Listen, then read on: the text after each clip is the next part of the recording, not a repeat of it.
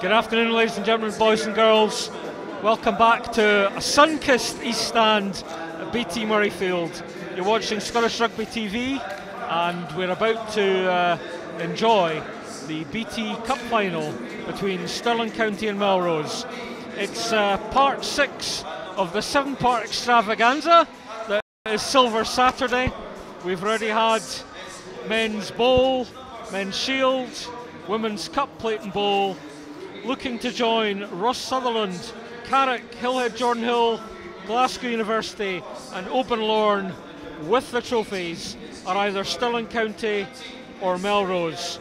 For Stirling, it's their first appearance in the BT Cup final, although they do have experience of this particular day, having featured in the inaugural Shield final here at BT Murrayfield some 22 years ago. For Melrose, it's an incredible 10th appearance in the BT Cup final, and they're looking for their 4th win. Melrose, the reigning cup holders, having beaten Ayr here at BT Murrayfield last season. They're also the BT Premiership champions. Let's have a look now at the teams for this afternoon. Here's the Stirling County side, captained by fullback Johnny Hope. Attention immediately drawn to Glasgow Warriors Fijian sensation Nico Matawalu on the right wing. Be interesting to see how their experienced halfbacks of Peter Jaricevic and the oft-times Scotland Club 15 captain Ross Curl go at halfback. And there's some experience in the shape of 40-year-old Gary Holborn and some youth in the likes of Hamilton Barr from the BT Sport Scottish Rugby Glasgow Warriors Academy in the pack. Let's have a look at the Melrose team now. And it's an unchanged Melrose starting 15 from that which won the BT Premiership title in the playoff final at the Green Yards against Ayr 3 weeks ago. Fraser Thompson will provide attacking verve from fullback. We saw Craig Jackson's steadying influence and also his goal-kicking reliability in the game at the Green Yards. And once again, Melrose will look to Ian Moody for line-out possession and that strong front row with both props Grant Shields and Nick Bevan having played professional rugby. Joined this afternoon as a co-commentator by Scotland's points record holder Chris Patterson. And Chris, the stage is set for a cracking BT Cup final. It is. We've got two teams who obviously like to play rugby. Melrose very successful this year.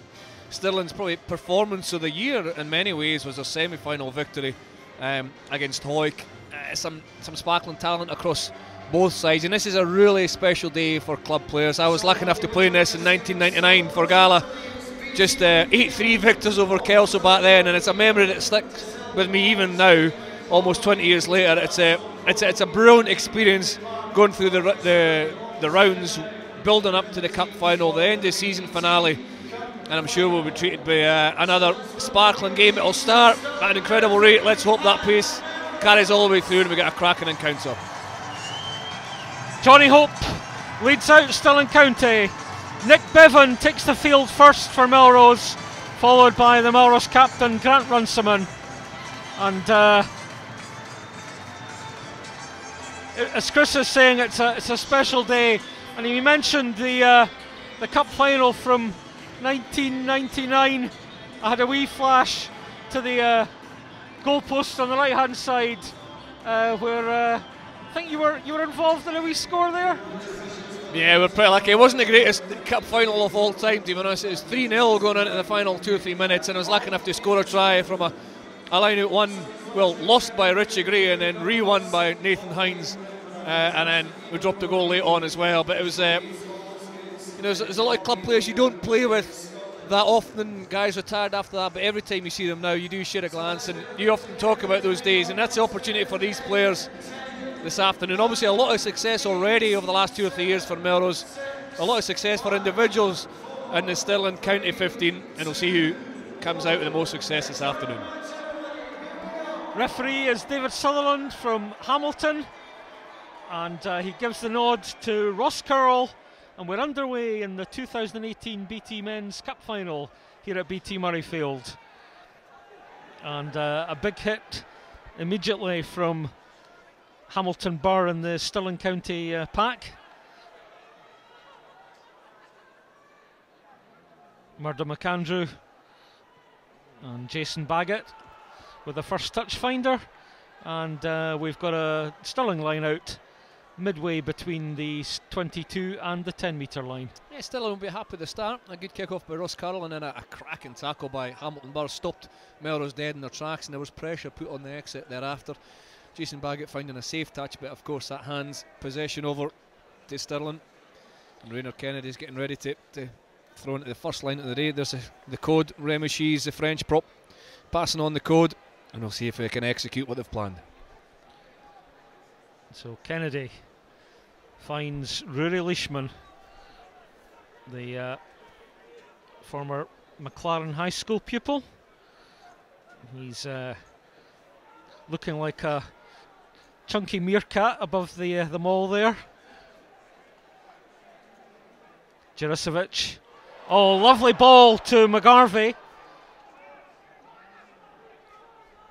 Juricevic again. Taken on. It's a gusty wind over by the West Stand, so my co-commentator has just lost his team sheet, but a good rescue by the assistant producer. Here we go, Hamilton Burr again. Juricevic to Johnny Hope. Hope to Beach, the big New Zealander. Juricevic finds Nico Matawalu over on that East Stand touchline. Referee Sutherland says a side entry penalty, and 2 minutes played, and probably the first chance of points here, Chris.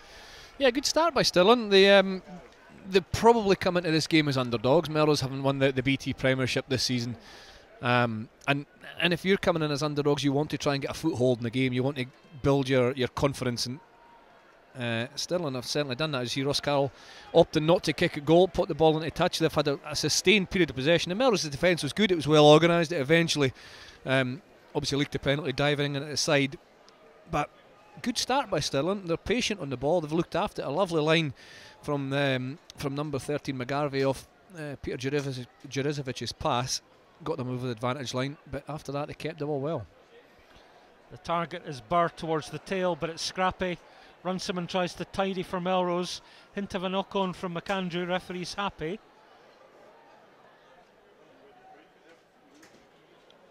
Melrose getting organised. Here's James Head. Not committing too many players to the breakdown. McAndrew. And Melrose looking for an exit here. Back to Baggett, and it's a reasonable touch, but once again an opportunity for Stirling to look at their line-out repertoire. It's Holly Davidson, the dead ball area to get to the almost across the 22. Leishman got it, but Moody is quick to hack forward, and Juricevic just shepherds the ball into touch, and Melrose will have their first opportunity. Now, we saw in the league final down at Greenheath, the Melrose hooker Russell Anderson. McAndrew sniping, tried initially to at least look to Austin Lockington. It's Head now. McAndrew. Runciman. Good tackle by the former Melrose player Gary Holborn, who's won the BT Premiership in the past with Melrose. Moody posts the ball. Now kick through from Craig Jackson. Stirling do well to tidy, and that's Kergosman taking play up to the 22. Juricevic doing the organisation. It's Lewis Wynn, the Glasgow Warriors flanker. Juricevic back to Ross Carroll. Doesn't find touch, or he does, but Melrose up to go quickly. Here's Fraser Thompson. First glimpse of a man who's been one of the more potent players in Scottish club rugby for the last 5, 6, 7 seasons. Baggett going in at 10. Sorry, going in at 9. And again, Melrose trying to release Ross McCann. Long passage of play here. Moody. Standards pretty high, Graham. You know, both teams are being clinical at the breakdown. They're looking after possession very well, but the defences are really well organised. It results in another penalty, but both teams will be pretty happy the way they've started. Melrose had that nice, tidy, almost like line-out move that set Murdo McAndrew down the right-hand side. Couldn't get the pass away to, I think it was Austin Lockington. And after having the line broken, Stirling County actually reacted really well and eventually drove Melrose all the way back to their own 10-metre line. So long periods of play are they're more common now in the game, and I think it's a result of the increased skill level and the skill set of the players. It's physically demanding, but your skills have to be good as well. And there's an example of a pretty well executed skill, the penalty from Baggett, taking you 8 metres from the opposition try line. Yeah, good 50-metre territory gain there from Jason Baggett, who has signed a contract with Edinburgh Rugby for next season. I think we'll see a drive here, won't we? That's been one of the key plays from the Melrose book. Russell Anderson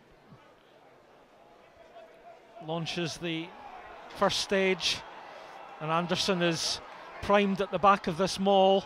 Ross McCann and George Taylor join in. Melrose definitely on the front foot here.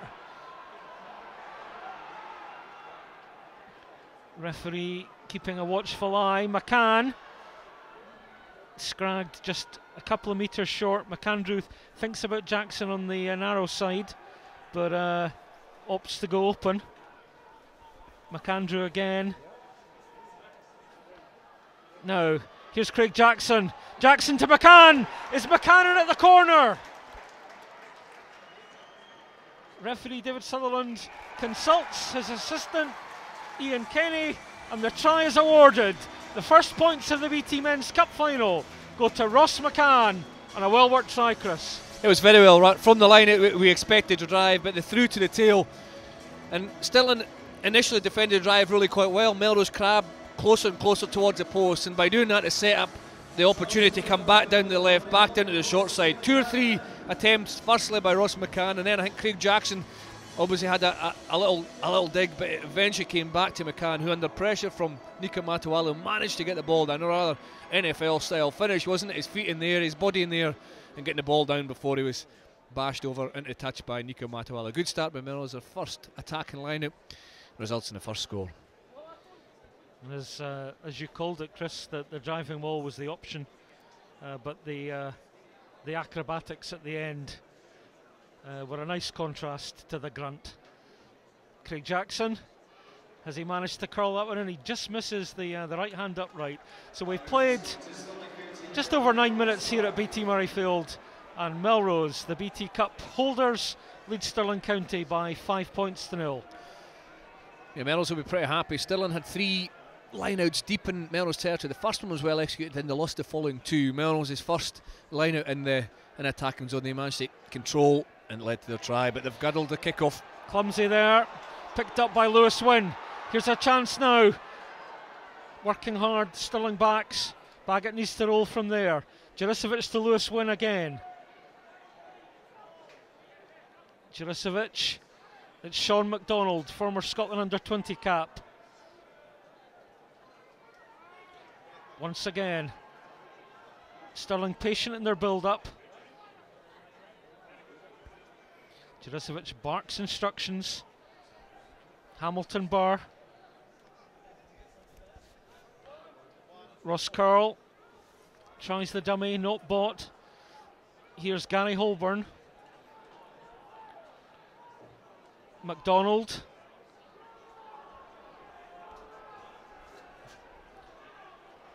Curl. Johnny Hope. Hope. Wide to Matawalu. Great take from the winger initially, and then under pressure he couldn't quite control the kick ahead, but a wee glimpse there of the of the danger that lies out here on the Stirling right wing. Yeah, good team play by Stirling. Again, looking after possession. 1 or 2 times I think they could have maybe given the extra pass to stretch Melrose's defence a little bit more, but they're retaining possession well, and then when it is on to go wide, they've thrown it wide, cut out a lot of defenders, and as Nico Matawalu just going to dive to catch the ball, he tried to get the kick away. If he didn't get his kick away, he'd be tackled at touch anyway, so it's almost an attempt to keep the ball alive. He just kicked it too far and the ball went dead, but a good start to the game. Two sides playing with a high execution of skill. So Jason Baggett gets us back underway. Juricevic looking for touch on this west stand side, but he just overcooked that. So we're back on the Stirling 10-metre line, and a chance for Melrose to build from line-out possession. Yeah, Peter Juricevic is one of the more experienced players. Really quick. Player coach, isn't he? Player coach. He's had a kind of taste of professional rugby and age-grade rugby all through his career. Moody again. Good take by Craig Jackson. Jackson dancing feet. Quick ball, Baggett. George Taylor. Fraser Thompson intrudes. Lockington. Here's James Head. Nice pop pass into the 22. Melrose looking promising here. It's McCann again. Great pace from McCann. Second try for the former Scotland under-20 winger. And that was a cracking finish, Chris. That's an outstanding finish by Ross McCann. Not only did he get on the outside of Nico Matawalu, he had the pace then to keep going and get by him. Really good build-up for Melrose. It came from the initial line-out. Jackson attacked the midfield and then spread it right to the right wing. Fraser Thompson hitting the line, Austin Lockington carried on. Then thereafter they've got a phase shape that allowed Melrose to put Stirling under so much pressure that the Stirling defence got narrower and narrower, and then the pass came out left. Ross McCann with all the pace managed to just drift with the pass on the outside of Matawalu, and then still had that extra bit, almost acceleration of pace to burst away from Matawalu, who has come off. He looks as if he's maybe struggling with a hand injury, Matawalu. Maybe that was one of the reasons why he couldn't quite get to grips with Ross McCann, but Ross McCann, a wonderful finish for Melrose's and his second try. Andrew McLean, the replacement for Matawalu. McLean, a 19-year-old economics and finance student at Edinburgh Uni, hails from Aberfoyle originally. As we watch Craig Jackson, and that's a grand strike from the Melrose kicker. His conversion of that 12th-minute try from Ross McCann extends the Melrose lead. They now lead by 12 points to 0 in the BT Cup final here at BT Murrayfield. That was a cracking try going back to it, Graham. Really good finish, but really good build-up play in the lead-up, and then, well, it's worth seeing that finish again. It'll obviously be available online here at Scottish Rugby TV. It really was a classic wingers finish on the outside. James Head dispossessed. Juricevic picks up. Feeds out to Ross Curl. Curl finds space into the 22. Melrose just managed to slow up possession there. Remy Schiess, former France University's prop. It's fed out now. McDonald. Juricevic again. Johnny Hope. Taken on by Leishman. McDonald poised. Here he is. Has Rainer Kennedy in support. Curl. Good tackle by Rory Knott. Curl again. Taken on by McGarvey. We're still just outside the 22. Hamilton Bar. Good tackle by Nick Bevan. Juricevic. Pass picked up by Lewis Wynn. Jackson sound in defence. Joe Beach. Collared by Grant Runciman as Rory Knott is down receiving attention. Melrose not overcommitting to break down. Slow ball again. Leishman going through the phases. Curl out wide. Kerr Gossman. Couple of steps. Melrose holding firm thus far. 2 tries to the good inside this opening quarter of the BT Cup final. Good attacking shape by Stirling, isn't it? They're shifting the target, an extra pass, trying to stretch Melrose defence. McGarvey.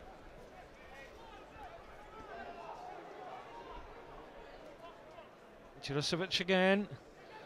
Ross Curl goes wide to Gossman. Gossman escapes the initial tackle of Baggett. Wee bit slow, waiting for Jurisiewicz. He's puffing a wee bit. And it's over to the forwards once more. And you can see how well organised the Melrose defence is. That solid yellow line. A bit of route one from Shees. Back to Gossman. Elusive stuff from the winger. Leishman. Good tackle again. Grant Shields the man that time. Out it goes to Johnny Hope. Hope.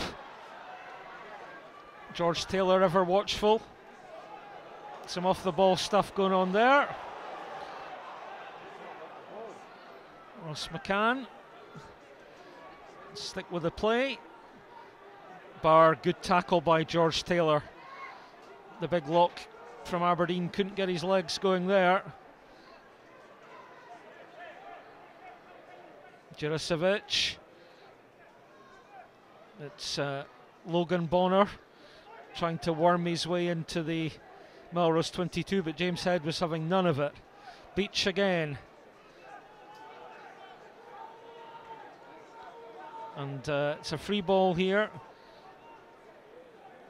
Carl to Leishman at pace. Good line from the number 8.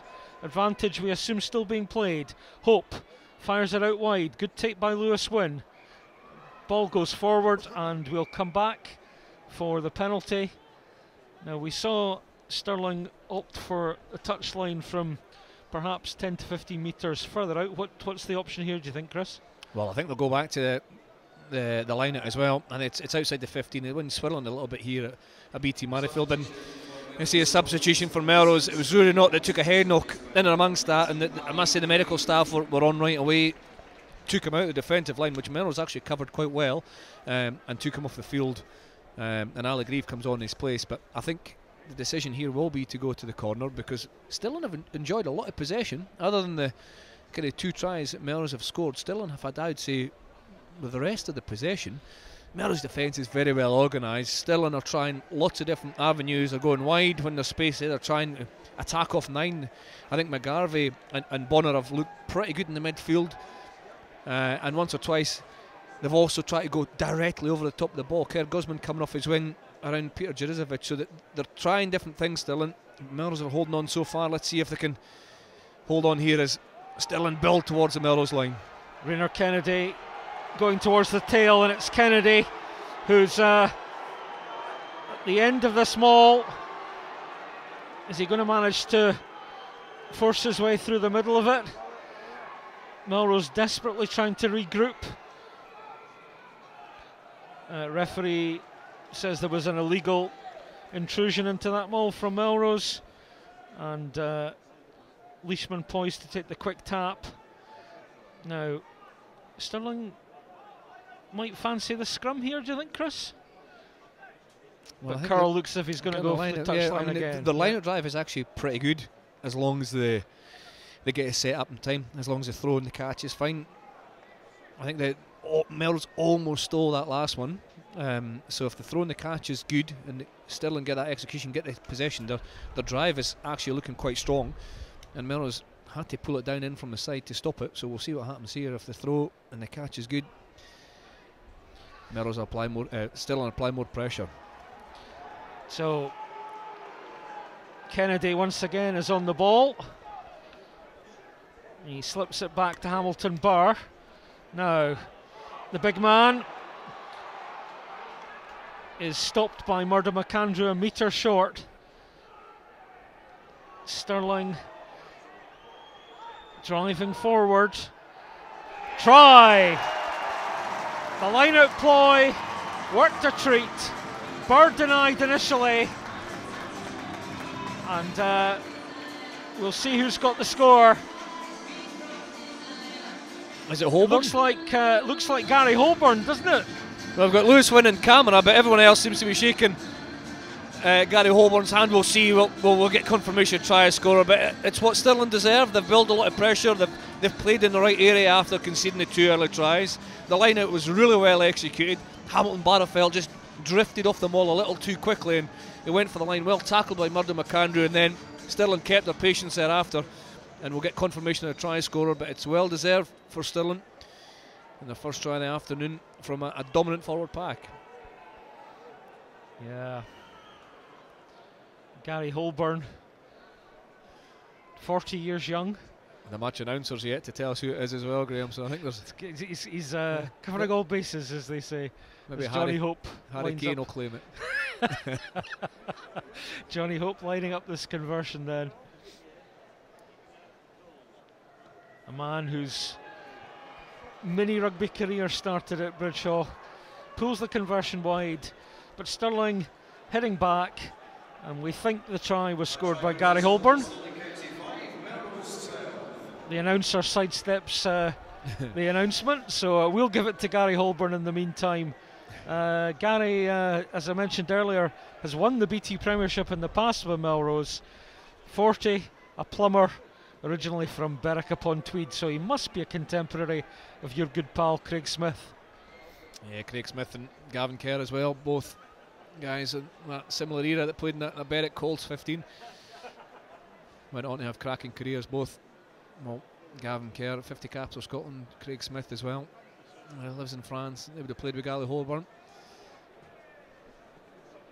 I'll say no opportunity for Melrose to strike back, for Stirling to consolidate that score. It's a high quality game. It's played with a lot of strategy. It's very calm in many ways for a BT Cup final. Usually the first 20 minutes are frantic, but it's very calm. James Head wins that line out for Melrose. We're going to get a bit more driving maul time here as Ali Grieve joins Russell Anderson. The maul crabs forward.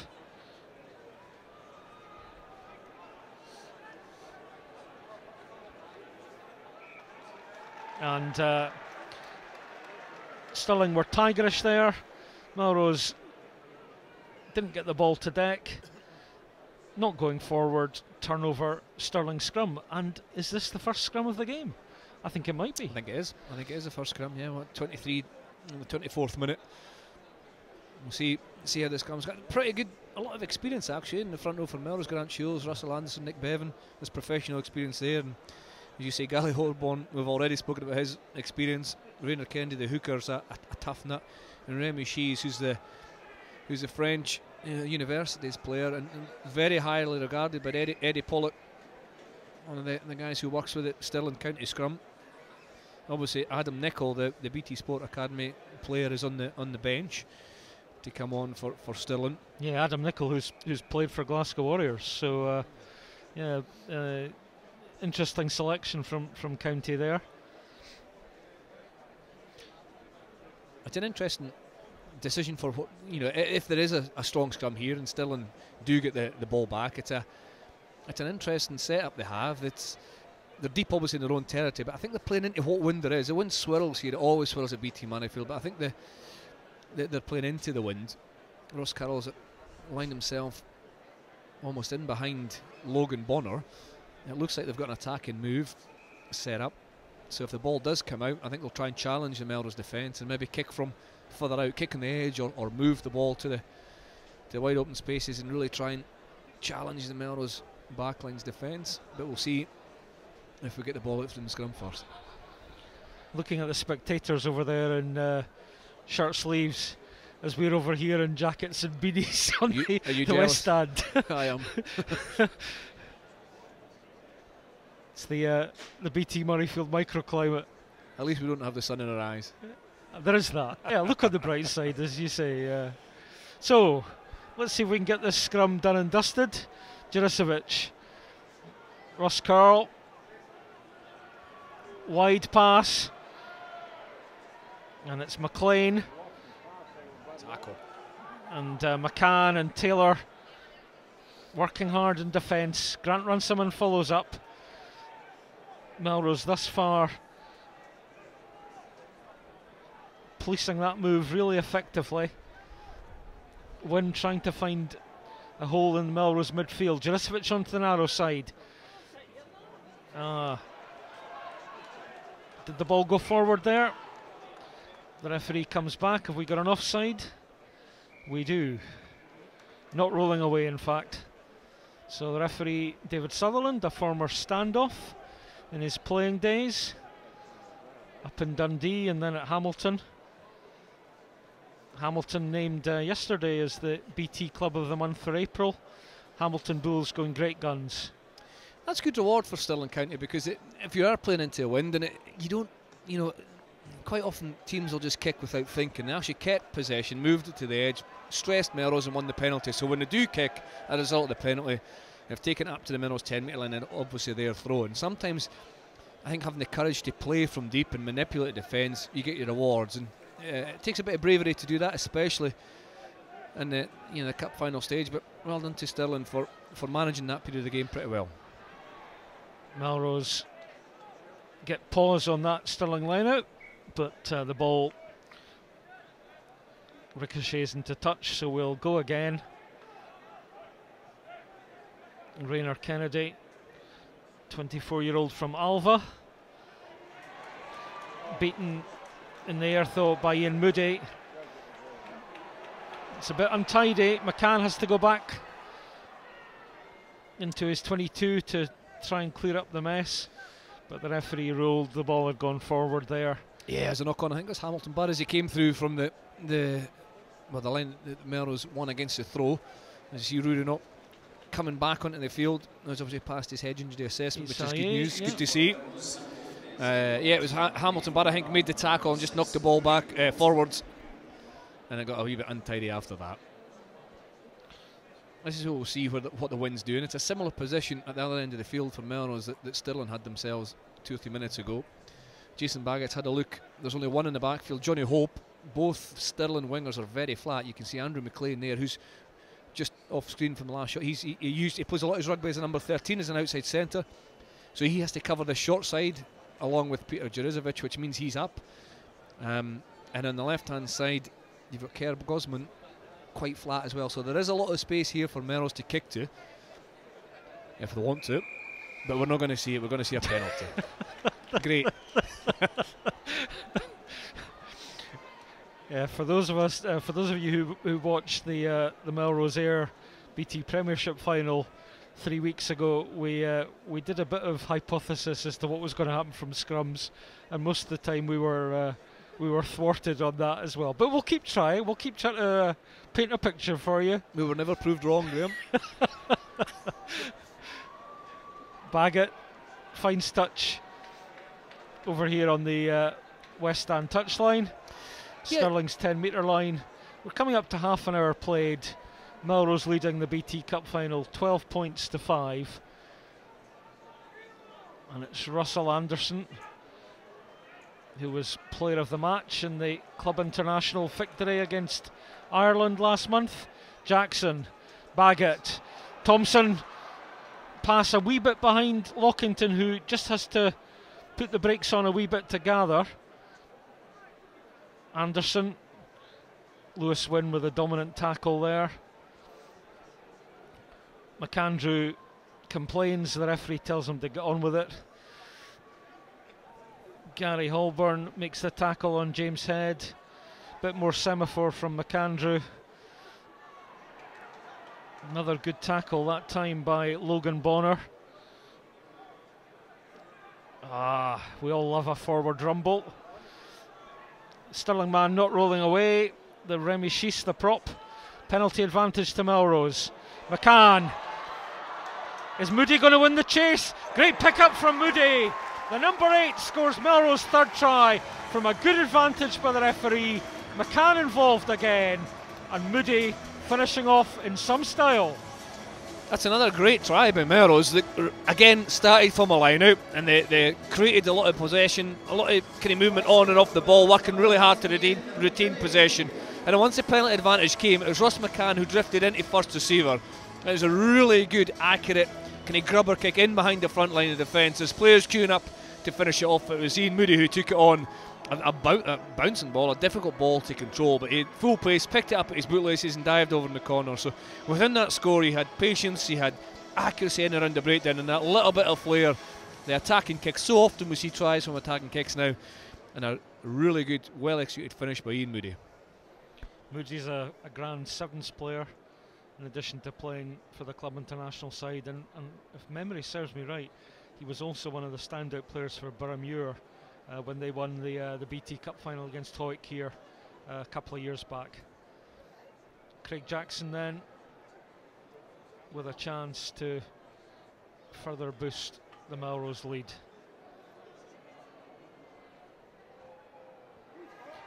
Once again, a sweet strike from Jackson, and Melrose move out to 19 points, 7-19, and we have had 5-19. We have had a terrific start to this BT Cup final. We have, we mentioned it earlier on, often when the club sides come to play BT Murrayfield, it's very frantic, it's scrappy, it starts at a frenetic pace, but this has been a really good advert of the standard of club rugby in Scotland. It's almost mirroring the professional game in many ways, and the tries we've seen have mirrored that. There's patience in the build-up from all of Melrose's tries, and a bit of sort of X-factor finish from Ross McCann on two of them. He then obviously helped to set up the third, and the Stirling try from the drive and line out came again after a good patient build-up, good decisions, and a bit of power to boost them over the line. So it's a good final.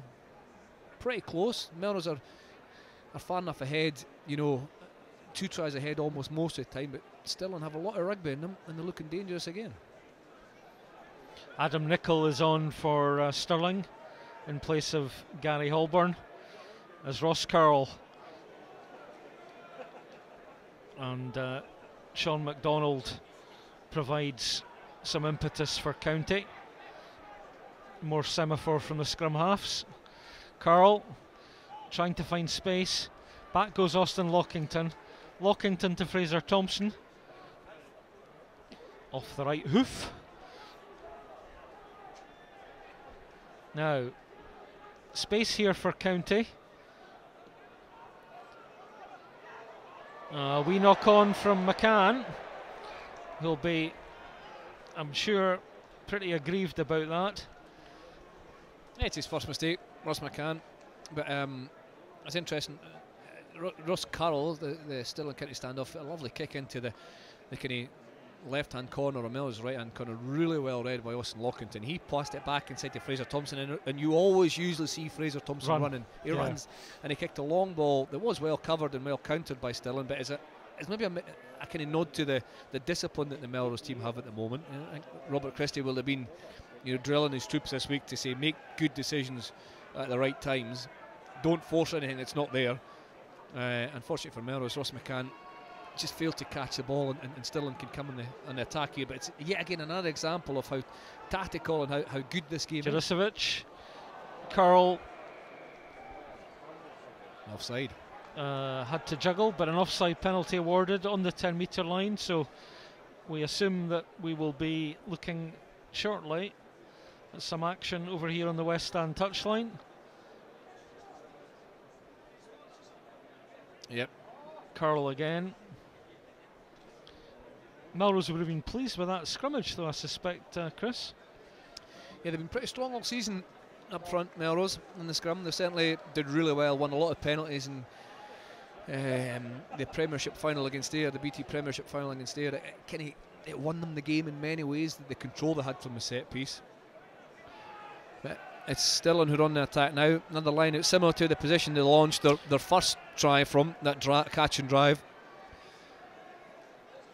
Again, Melrose almost get a hand to it, but Stirling have it. It's with Rayner Kennedy. Again, he has a wee look to see what his options are. Melrose getting a ticking off for being round on the Stirling side. Grant Runciman, however, satisfied the referee that he made the tackle, and Melrose made a right pig's ear of that particular Stirling attempted maul drive. Yeah, it was well done by Grant Runciman, wasn't he? He was always part of the initial maul.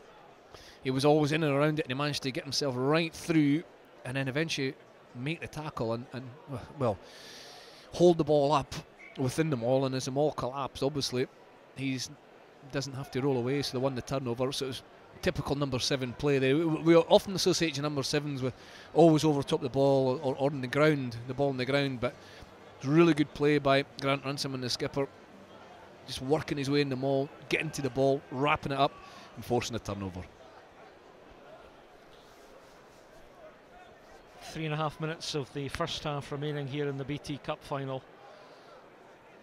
It's Adam Nicholl, as we were mentioning earlier, on the tight head for Stirling.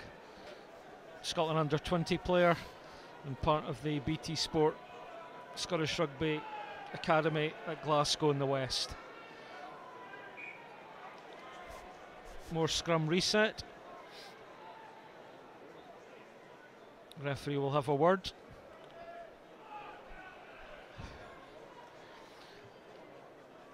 It's a fine beard that Nick Bevan's got there. Almost Straussian, that beard. I think we'll maybe see George Taylor carry here off the scrum. You've got Taylor and Jackson to the right hand side of Melrose scrum. If the ball it doesn't need to come out, you could Ian Moody maybe pick and link with those two players just on the right hand side before potentially going back to Baggett to clear. Maggot, good sorry, shove. McAndrew and Moody with a bosh right into Ross Curl, who took a blow to the chops there. Melrose bold, Jackson, Thompson, he's running this time. McAndrew again, James Head, the faithful James Head as the first ball carrier.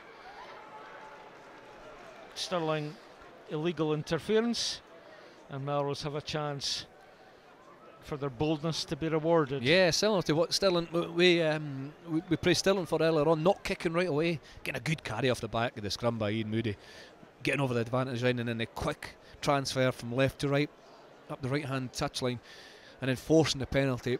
And likewise, Stirling in the first 20 minutes, that kind of bold nature allows you to kick from the penalty and have the throw into the line out. So from a scrum 5 metres from their own line under real pressure, they've showed courage, they've showed good decision making, and now have a put into the line out, and Stirling's 22. Perfect time it would be to score as well. Just coming up to the final minute of this first half.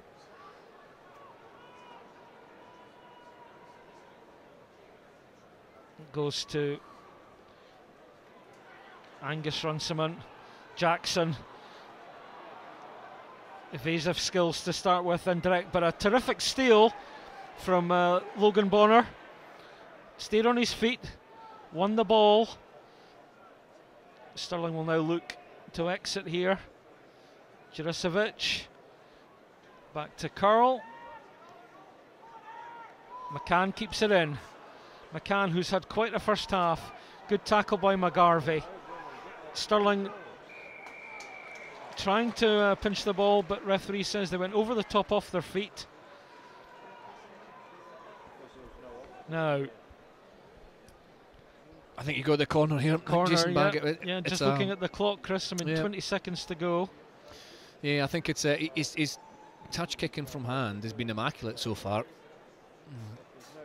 Jason Baggett. The Melrose first try came from just a similar kick to that. I mean, it's an outstanding level ability to put that 5 metres from the touchline, exactly where your forwards want to go. You can, just before half time, you can really go after this and make a statement for the, obviously, in terms of the game, really, if you can score just before half-time, that crucial period. Stirling will be aware of that as well. They'll be looking to hold out. The last throw from here went to the tail, and Melrose drove infield. Let's see where this one goes. Russell Anderson on the day of the Langham Sevens, the Langham man. Oh, it's an overthrow. It's captured by Stirling. Juricevic dispossessed. Baggett. Oh, square ball, big man from Craig Jackson. What happens? It's into touch. And that is half time in the BT Cup final. Stirling County 5, Melrose 19. Melrose 3 tries to 1 to the good. 2 super scores from Ross McCann. And then McCann, the creator, for Ian Moody's try. Stirling replying through a well-worked catch and drive and maul try from their veteran prop Gary Holborn. 3 tries to 1 to the good, as I say. And if you were Rob Christie, the Melrose coach, then I guess you're going to be pretty happy about that first half, Chris. I think you would be. I think there's been we've said it 2 or 3 times that we think it's been a high quality match. It's not been frenetic, it's not been frantic, it's been well controlled. 3 good tries, as you say, by Melrose, and then Stirling scored at the right time. They'd had quite a lot of possession, a lot of territory, but had nothing to show for it. Obviously went down to those 2 early tries from Melrose, and then it was up to Melrose to hit back. But yeah, I think the 4 tries we've seen have been good.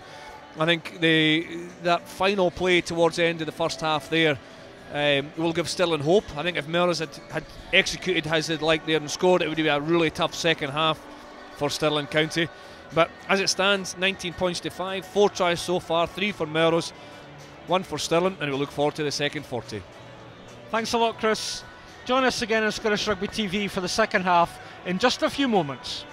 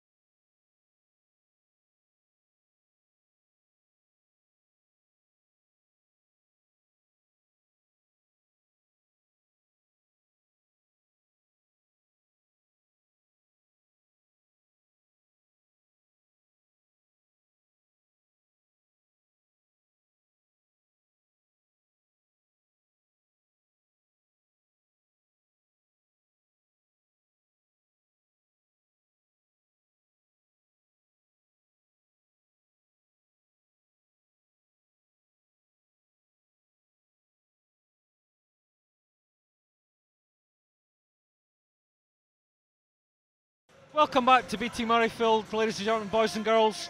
Graham Law and Chris Patterson here for the second half of the BT Cup final. Melrose leading 19-5 at half time, 3 tries to 1, and an entertaining first half. Some really good skill on show. Stirling will be keen to make inroads into this Melrose lead. I'm just scanning both teams, and I can't see any changes to either side from the first half. It'll be Melrose to kick off. Jason Baggett bounces the ball and is ready to get us back underway. It's a nice evening, Chris, isn't it now? It is. It's still a blustery wind, obviously, but the ball's dry, the sun's out, and it sets up well for a good second half. I think Stirling don't need to panic at the moment, but at some point in the second half, if it stays the same, they have to throw caution to wind a little bit. They're playing quite expansive rugby, but they're not able to break Melrose down. Melrose defence is very well organised, so that sometimes means you have to take a calculated risk, or maybe try, not force the game overly much, but try something a little bit different. It's a good start to the second half for Stirling. They've won the penalty, and Ross Carroll, as he did in the first half, will kick to the touchline, and Stirling will get the first meaningful period of play in the second half. Possession.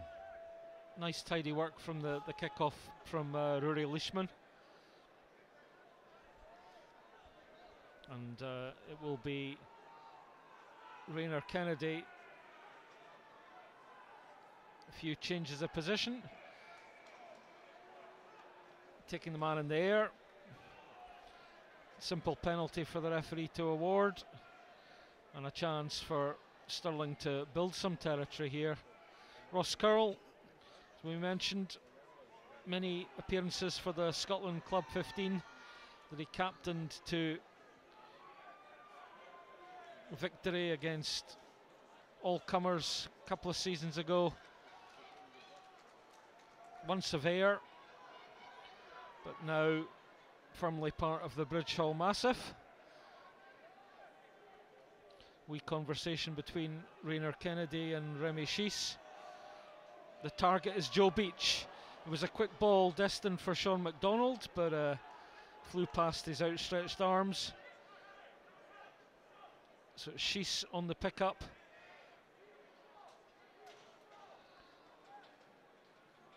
And Lewis Wynn now surges into Nick Bevan. Juricevic.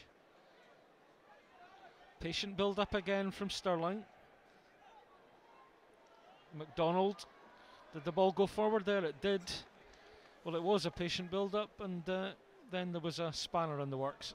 Yeah, just like a slight change, I think, to the tactics there. Obviously, we said that Stirling went kind of wide early and played to the width of the field pretty well at times in the first half, but it looks as if they've been, the message at the start of the second half is to be a bit more direct, try and dent that Melrose defensive line. Said it is organised quickly, it is shuffling left and right well, but that phase of play looked as if maybe the coach's call at half time was be more direct, try and get in behind, make Melrose make more tackles and tire them out that way. Scrum goes down. Remy Schiess penalised. It's a tail penalty so far in the second half. That's the third one. We've had 2 in a row for Stirling, and then that's Melrose's first penalty of the second half. So within 2 minutes we've had 3 penalties.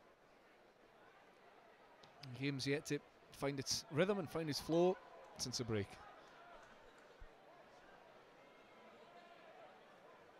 Melrose don't have to risk anything.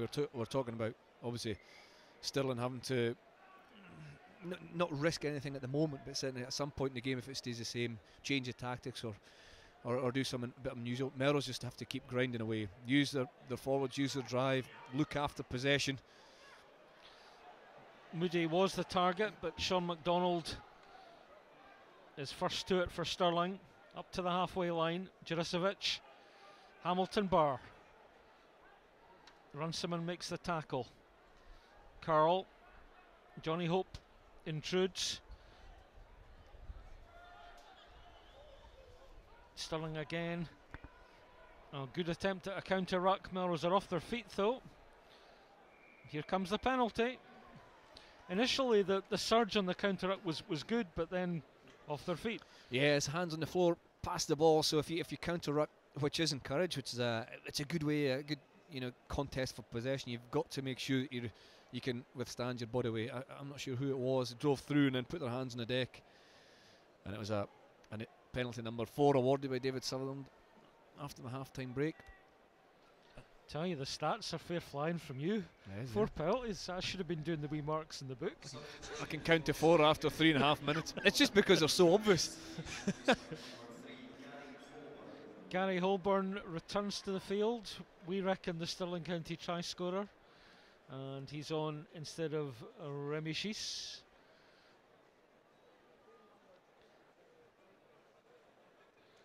Who makes his way off the field in that kind of prop trundling fashion. Good take by Hamilton Barr. Kennedy is ready. Juricevic. Curl. It's now with Logan Bonner. Bonner quite upright. Quick ball though. McGarvey to Johnny Hope. Hope to Gossman. Gossman dances. 8 metres out. Choke tackle employed by Baggett, but Stirling got to deck. The referee ruled the ball had gone forward. And we'll have a scrum. So once again, the kind of the promising beginning from Stirling, but just 1 or 2 little errors at a time when they'd be looking to consolidate further. Yeah, must admit, I think Bonner and McGarvey, I said it in the first half, looked sharp in that midfield. Andrew McLean's come on in the right wing and he carried hard there, right to the line, forcing Melrose to make the tackle. So he's looked pretty good with ball in hand as well. Ross Carroll's got all the experience in the world. His distribution's very good. He's picking good decisions on who to pass to. But just that 2 or 3 times have just forced just a little knock on in the ball presentation, in the contact, and that again is credit to Melrose defence. I think it was Baggett and maybe Jackson who were in there with an initial choke tackle, the hold up tackle, which meant Stirling had to fight that little bit harder to get to ground, and then in doing so I think Gossman just lost control of possession. Knock on, and Melrose have the put into the scrum. So Gary Holborn showing his versatility, starting the match on the right hand side of the Stirling scrum. He's now over here on the left hand side up against Nick Bevan. We saw a scrum, defensive Melrose scrum in the first half where Ian Moody was pretty electric in the pickup. But I think I've just jinxed that, and we've got penalty number 5, Mr. Patterson. Yeah, it was Holborn that time, so penalised that. I'm not sure if that was a penalty. Obviously we only got one view at it, but it looked like a fairly good contest in all honesty. Holborn, his shoulders had turned in slightly. If the ball was at the back of the scrum there, I think it's sometimes good if everyone's safe just to play it rather than make a penalty or a reset. But that kind of dominant Melrose pack, when they're under pressure all through the season, at times they've been under pressure, that they've been able to rely on their scrum and their line out to give them a basis to either relieve pressure or build pressure from, and it's exactly the same again. And Baggett on your screen pumped it into touch just short of his own 10 metre line. Moody for a Melrose team whose route to the final saw them beat Jed, Mar and Watsonians. Nice continuity there. McAndrew, Bevan. Well, Lewis Wynn was in the jackal position but then went off his feet. Jackson, not the best of passes to George Taylor's bootlaces, and you can see Taylor's frustration there. Yeah, it's another frustrating knock on from Melrose' point of view. George Taylor is frustrated, he just couldn't really, he was almost on the move before he caught it there. But a nice break up the right hand side for Murdo McAndrew, who, as he got tackled, a really subtle piece of skill, but he lifted the ball up in the air. He'd offloaded in the tackle, but he didn't throw a quick pass, he lifted it up in the air because he knew he'd been quick away from his support, and the first player to get the end of it was the hooker Russell Anderson. They worked really, really hard to come out the breakdown and get in the end of it to retain possession, but as it was moved right to left, Taylor couldn't hold it, and this is an opportunity for Stirling. The scrum has been good as well, Stirling.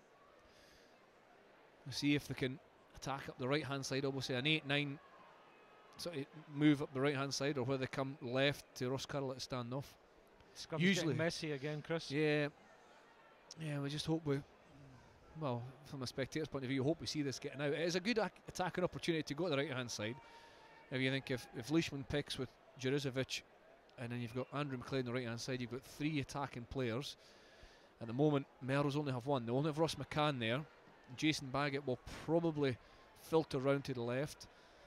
And you've got you talk about crowd as well, Chris, and the crowd building very nicely ahead of our final match on Silver Saturday, which is the 1872 Cup between Edinburgh Rugby and Glasgow Warriors, and another penalty. Referee beginning to lose patience at scrum time. The Edinburgh-Glasgow game, the third leg of 1872 Cup, kicking off at 7:45 tonight, and by that stage we're anticipating a crowd of about 25,000 here at BT Murrayfield. So if you're in the Edinburgh area and you fancy some Saturday night rugby, there's still time for you to come along and see. I think it's 30 Scotland international players on duty in the match between the 2 Scottish pro clubs, Edinburgh Rugby and Glasgow Warriors. So change attack here from Stirling. We saw some penalties in the first half. Admittedly, of course, different wind going to the touchline, but Johnny Hope has decided he wants to make a dent in the 14-point Melrose advantage, and he's going for goal here. 35, maybe 37 metres on the angle. Johnny Hope, the club captain. Lazy swing, but it just drifts off to his left, and a chance missed there, Chris. Yeah, a chance of 3 points missed, but Melrose still have to drop out, so you'd imagine Stirling will win the possession back and can build more pressure. But I think it's probably the right decision to go for goal there. I've had a lot of territory, a lot of possession in the second half, Stirling, and nothing to show for it. So almost trying to underline that kind of dominance in the early part of the second half, trying to get some points for it. But unfortunately for Johnny Hope, it just drifted to the left.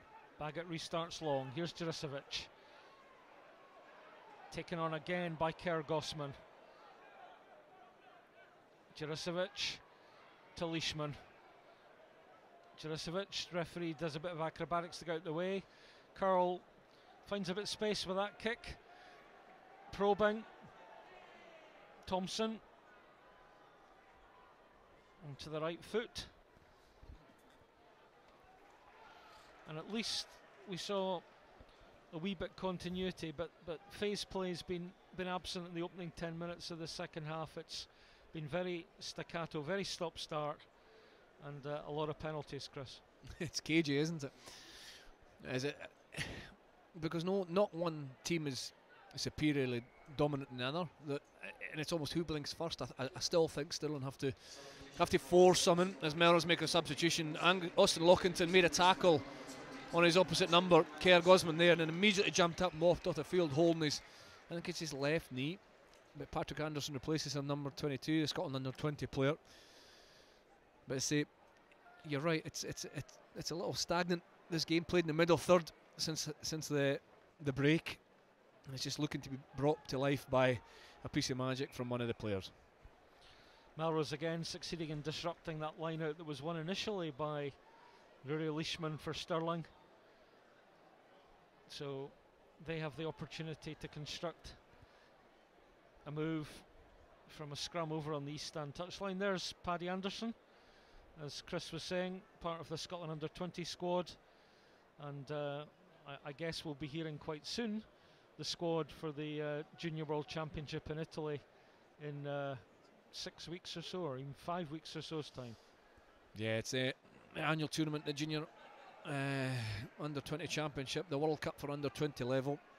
Scotland coached by your old chum Brian Redpath now, Chris. Yeah, Brian Redpath's coming in, and Stevie Laurie, and Nicky Walker, and there's a young crop of under 20s this year. A lot of guys in their first year under 20 rugby, looking forward to making the trip to France and taking on their opposition. Thompson looking promising. First touch then for Anderson. Anderson does well. Thompson supports on the inside. His job wasn't done when he made the pass. McAndrew, Craig Jackson, Nick Bevan does incredibly well. Good stuff via Head and McCann, and it's Rory Knott. Knott's going to score in the corner. Terrific attack from Melrose, started by the work of Fraser Thompson and Paddy Anderson on the left, and then some terrific continuity, Bevan and Head involved, then McCann, and Rory Knott finished off with aplomb in that left corner. Another really good try by Melrose, isn't it? Using the full expanse of the field. It was the set piece move that, as you say, has freed Patrick Anderson on this right hand side. A really good tackle initially by Guzman, and Anderson had all the awareness about him to keep the ball in play. Fraser Thompson took it on, and then the distribution, the ball bounced the deck. I think it was actually my friend Nick Bevan who reacted quickest to flip it on, and then James Head's timing of the pass, it looked like he was going to carry, but his timing of the pass out to I think it was Ross McCann was excellent, and Ross McCann had really not out in the wide left flank. A tremendous finish for a back row forward to step inside the cover and defence and score. So it was from right to left, full width of the field, 3/4 of the length of the field for Melrose. Another fantastic try. It's their 4th of the afternoon, and it puts them 24 points to 5 ahead with the conversion to come. Rory Knott, born on the Isle of Mull, product of the Highland Club in Inverness. Studied at Queen Margaret University in Edinburgh. He's a Scotland age grade cap into the bargain.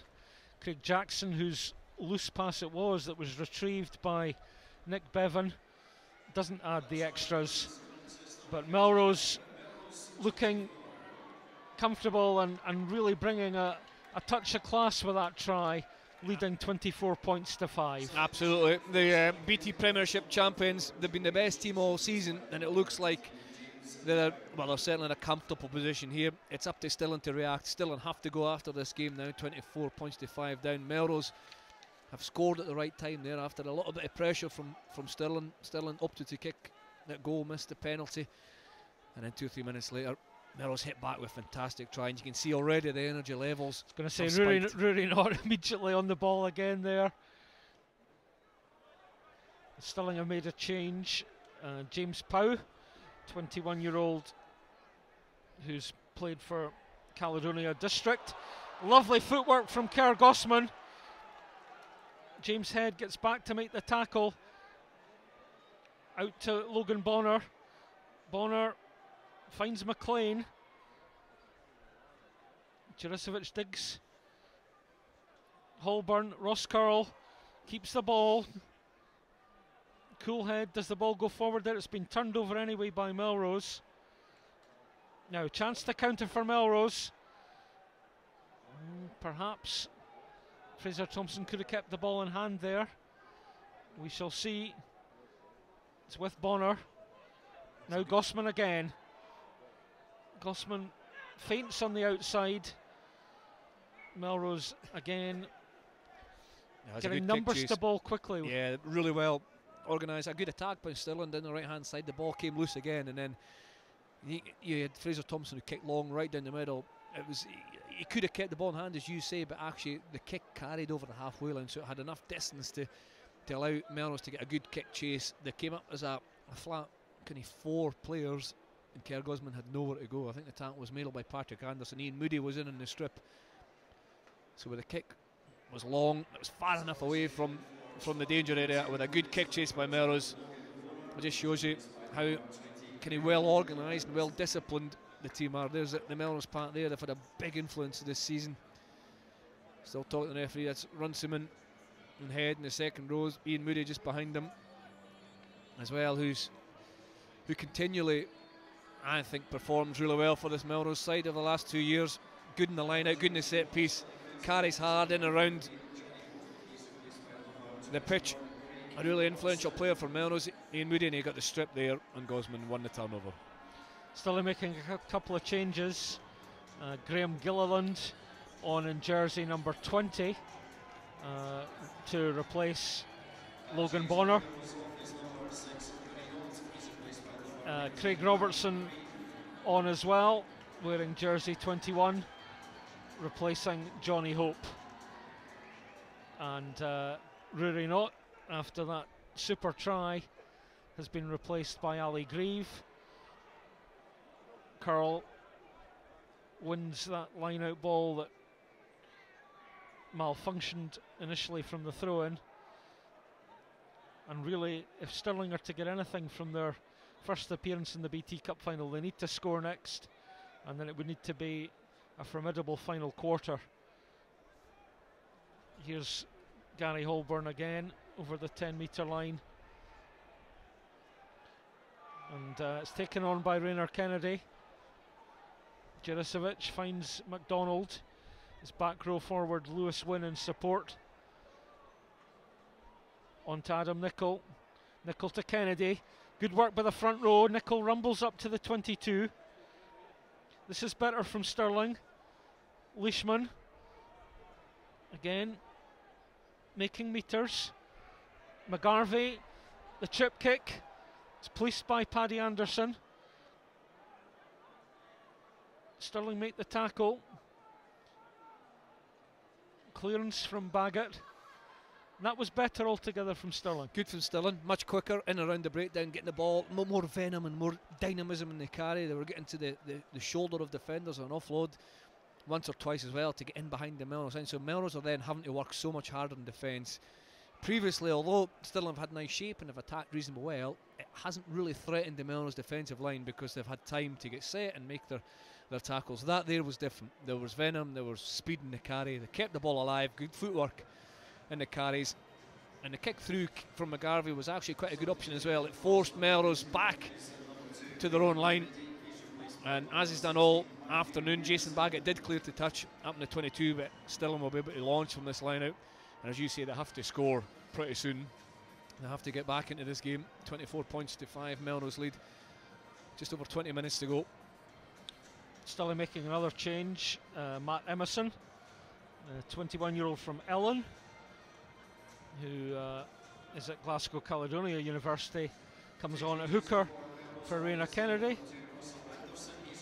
It's a change for Melrose in the front row as well. Russell Anderson replaced by Richard Ferguson, and Bruce Colvin, one of the more experienced players in the Melrose club, comes on for Murdo McAndrew, once of Howe of Fife, at scrum half for the Borderers. Line out successfully executed by Stirling. It's with Emerson, who did break away there, and perhaps fortunate that the referee didn't clock that. Juricevic snipes. It's taken on by Graham Gilliland. Good hands from Holborn to Hamilton Barr. Jackson makes the tackle. Juricevic again, out to Curl. Wee bit space here. McGarvey closed down quickly. Nicholl again, just a wee bit more urgency about it. Curl, wide pass, too wide unfortunately for Stirling. The build up again, promising. Melrose making another change. Nick Bevan is retiring, and Rory McLeod, once of Trinity Academy here in Edinburgh, is taking to the field. He works for the publisher of Scrum magazine, does Rory. So do you think he'll get a good write-up? Maybe do it himself. He can choose his rating out of 10. He'll be delighted to get onto the field. Nick Bevan, another stalwart of the Melrose pack, comes off to his acclaim. He's done well again this afternoon. He did particularly well in the build-up to that final Melrose try that we saw just 6 or 7 minutes ago, maybe even 10 minutes ago. We'll stick with the action though. County on the 10-metre line. Once again, Gary Holborn, an eager recipient. Melrose getting over ball. I think they've turned it over. They have. Good work by the Melrose pack. Colvin onto Baggett. Melrose comfortably in the lead, can play territory. Jackson could go. Still thinks about it. Bit of chat from Ross Curl. And we have a line out here on the West Stand touchline.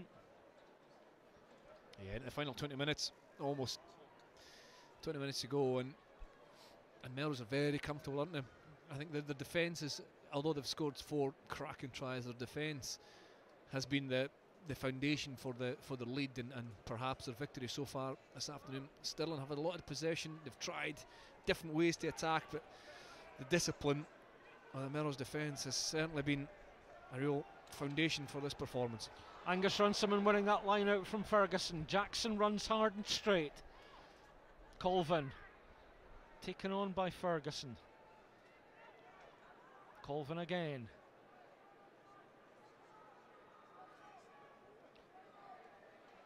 Here's Rory McLeod. So the newcomers to the Melrose ranks getting involved there. And just a little bit too much on that kick. Yeah, it's Craig Jackson's kick, similar to the Premiership final where he really stood up and just directed his team in and around the park. He played that bottom right hand corner at the green yards really well and forced Ayr to play out from there. He's trying to do the same thing there with Stirling, but you can actually see that the wind just carried that ball towards us in the west stand. It was not an easy kick, but if you can, those are the ones that you want to drive along the ground. You keep your knee up high, point your toe and drive them along the ground so the wind doesn't affect it. And obviously it's much more difficult for the covering Stirling defence to pick up. And so the idea was right, but the execution, the wind just caught his kick and drew it straight out. And Emerson will have the chance to feed his line out. Ian Moody recovers from that wee knock. Now, Leishman the target, lovely off the top ball. Curl finds Lewis Wynn. It's the battering ram in midfield. Stirling having to work hard here. Holborn. Wynn and McDonald as able lieutenants. And that's big James Pow. Curl finds McGarvey. Lovely fend from McGarvey. Curl was taken out off the ball. Referee perhaps playing advantage. Juricevic. Lovely pick up by McGarvey. He needs some help from Gossman. Juricevic again. It's Leishman. Curl tries the dummy. Adam Nichol. Held up by the Melrose centres, Taylor and Jackson. Now it's Craig Robertson over on the east stand side. Holborn durable as ever. Stirling through Matt Emerson. Curl, Leishman. Is it coming for Stirling? Juricevic, wide pass. Kerr Gossman. Gossman trying to escape round Paddy Anderson. Did the ball go forward? Melrose turnover. Colvin, Rory McLeod, Moody.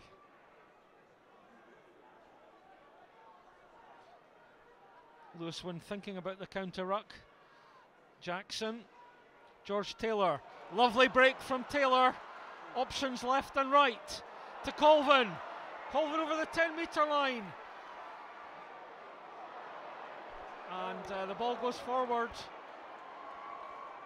Stirling kicking ball away. It's collected by Baggett. Baggett runs into the reception committee. Gossman trying to escape down the touchline. The ball's there. Pick up by McGarvey. All very frantic all of a sudden and a bit loose. Taken on by Robertson. Seatbelt tackle, penalty advantage. Curl has a little go, looking for support. Long passage of play. Juricevic again. Yeah, a few people blowing, I think, a bit there, and not just the referee. We're away again.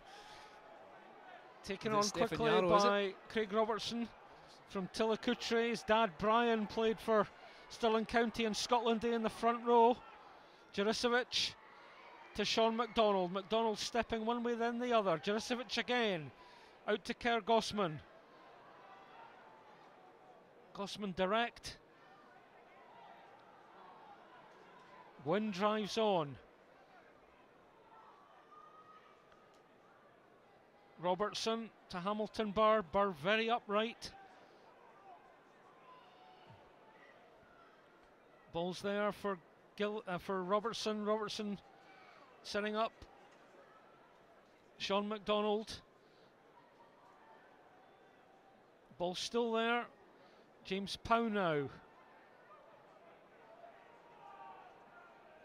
Here's Adam Nichol. Curl. Out to Lewis Wynn. Wynn. Great tackle by Baggett and by Paddy Anderson. And it just looked for a minute as if the opportunity might be opening up for Stirling. But that double tackle on Lewis Wynn, the Glasgow Warriors pro. Here's George Taylor. Taylor has McCann outside him. McCann over the 10-metre line. Can McCann get there? Ross Curl is coming across, but McCann has the pace to finish. And it's a hat-trick of tries for the former Scotland under-20 wing, Ross McCann. And that, you would have to suggest, is the trophy returning to the green yards, Chris. It looks like it, doesn't it? Another fantastic try, the 5th try. It came for actually again. The whole performance has been built on the foundation of defence. We said that before. The tackle by Jackson and Baggett just short of the line. Of Patrick Anderson was in the tackle as well. Jackson and Baggett have been physical in that midfield all day, putting in big tackles, turning over possession, and then they had the awareness not just to kick the ball off the field. Jackson was screaming at Baggett to keep the ball in hand because he knew there was an opportunity on the left. The pass came, the pass then went, delivered over to George Taylor, who just knew what he had in front of him. 2 front 5 forwards in front of him, and he put the foot to the floor, accelerated around the outside, and then he had Ross McCann in the 2-1, and Ross McCann had 60 metres to go. Enough speed and agility to get the better of Ross Carroll just towards the line, but it's a cracking score from Melrose, built on the foundation of defence, built on physicality, and then some sublime skill and no shortage of pace for their 5th try. Craig Jackson converts.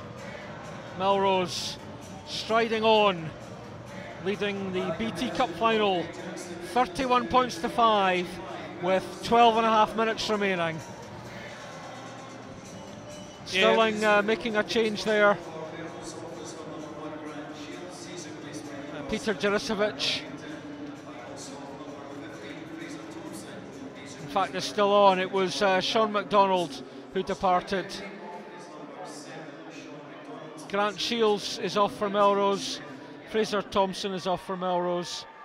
And we'll catch up with who has come on in just a moment. I think Dan Elkington is on for Melrose. And probably Gavin Wood is on for Melrose. Kerr Gossman, meanwhile, doing everything he can to keep in field in tight channels. It's turnover from Melrose again. Here's Dan Elkington, another former Scotland age grade player. It was Angus Runciman, Jackson. There's a lot of space there.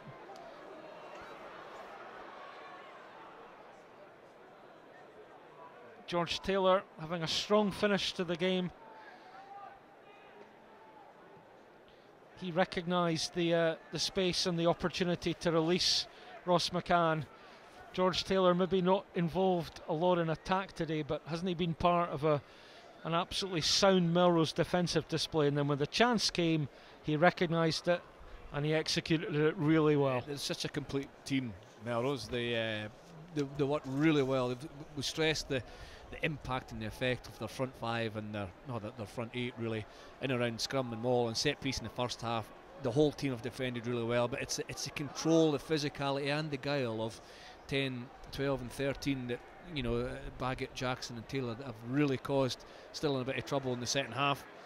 And they've got the X factor out wide with Lockington, who unfortunately went off but has been replaced by Patrick Anderson. Ross McCann, his hat-trick, and Fraser Thompson, who well, we all know what he can do. So it's a really good balanced team that Melrose have. Exceptionally well drilled by Robert Christie, the head coach. Looks like he's going to win the double this year, BT Premiership and BT Cup winners, and I don't think anyone would disagree that they've been the dominant force in club rugby all year, unbeaten in the I think the first 6 months of the season, or certainly until the turn of the year in 2018. I think they won every game with a bonus point in the BT Premiership as well up until that point, and they've done what not every team does when they're dominant, but they've managed to raise their standards again and finish off and get the rewards by looking like winning trophies towards the end of the season. 10 minutes to go then.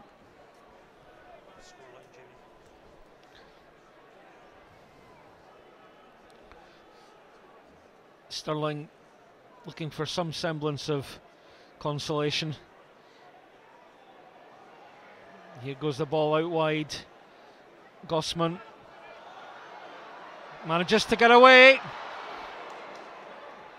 but Craig Jackson was resolute. Good pop pass on. Leishman to Hamilton Barr. Juricevic. Stirling keeping it alive. Here's Craig Robertson. Robertson scragged by George Taylor. The referee awards the score, and well done from the man from Tillicountry, who scores Stirling's second try, and Kerr Gossman's persistence down here on this West Stand touchline, and then some good offloading with Hamilton Barr involved, very much at the heart of that score, Chris. Yeah, Kerr Gossman's fought really hard in contact, in and around contact all day. He's broken tackles, he managed to wriggle free from that one there and get his hands free to launch the attack. And then I must admit, Craig Robertson, the try scorer, has looked sharp since he's came on. He's looked elusive, he's comfortable, he's got a good left foot in him, his positional sense has been good in there.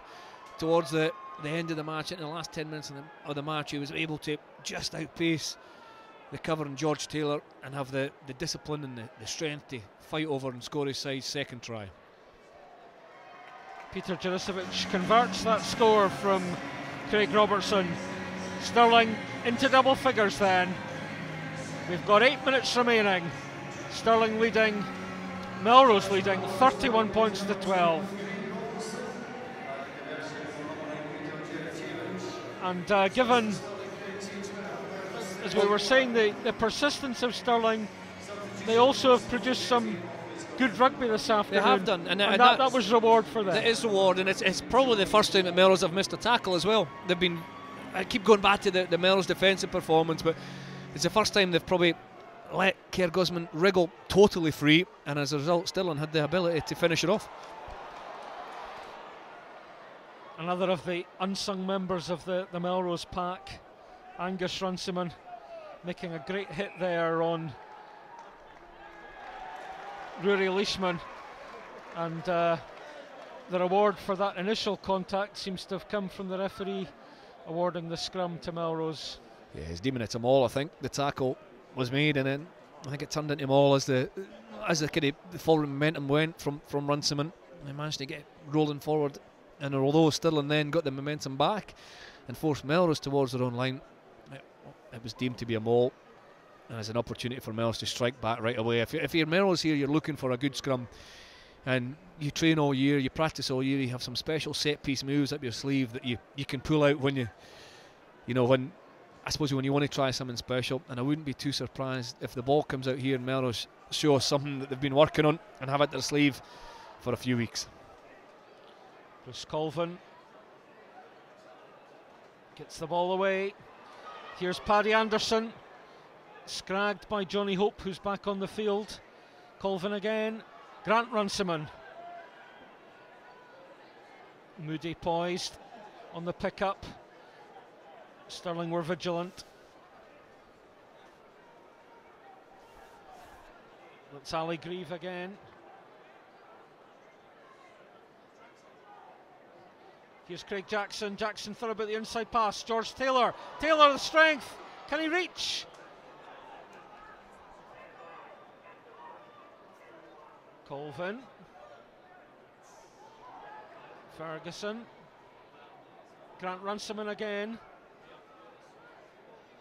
Colvin, James Head, can he ground? Just short. Colvin, space out wide, Jackson the wide pass, and guess who? It's Ross McCann with try number 4 for the winger. The former Royal High and Stewart's Melville man scores his 4th try of the day. It's Melrose's 6th try of the day, and a really well worked score again, Chris. Yeah, it's finished by McCann. He gets his 4th try. He kept his width, he kept good position, but the work rate was done from his forwards and his half-backs, coordinating the attack. A lot of good grunt and drive and hard running from the Melrose pack. Moody to the fore. I must admit again, Captain Grant Runciman always puts a shift in for me. A lot of carries towards the line, and it was a long pass, I think, from Jackson this time, right over to Ross McCann, who finished it off.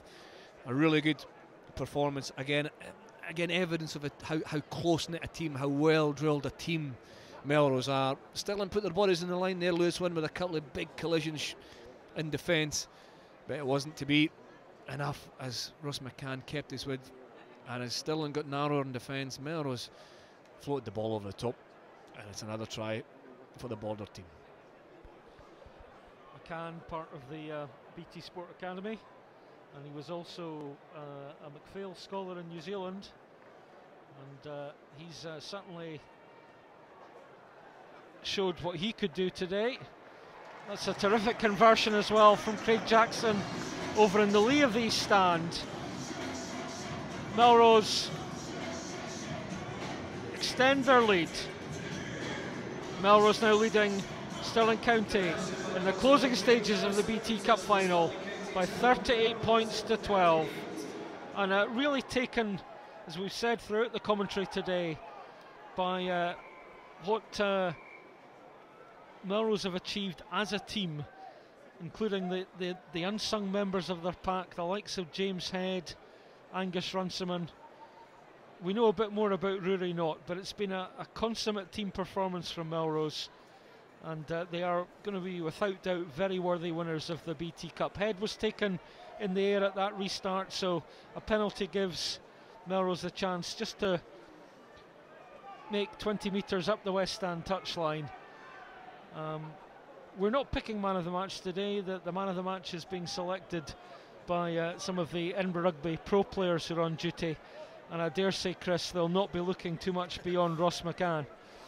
No, 4 tries as a headline, 2 cracking finishes in the first half. He's involved in the third as well with a set up with a grubber kick through. A 60-metre effort and then one finished off. So he's had a productive day, but I go back to the performance of the team. Melrose have worked hard for each other. They're well disciplined, supremely well coached, and you can see Jackson here still probing at the Stirling County defence. Head to Runciman. Stirling off their feet. Melrose have retained ball. Anderson, Jackson, nice skill from the centre onto Grant Runciman into the 22. Baggett, it's Gavin Wood. Wood, back of the hand pass. George Taylor, a superb score. Lovely pass from substitute Gavin Wood to finish. And George Taylor, well, that was a really good try, Chris. Another cracking try, wasn't it? You can see that Stirling are deflated now, but Melrose have gone up a gear. There was that period just after half time where the game lost its rhythm a little bit.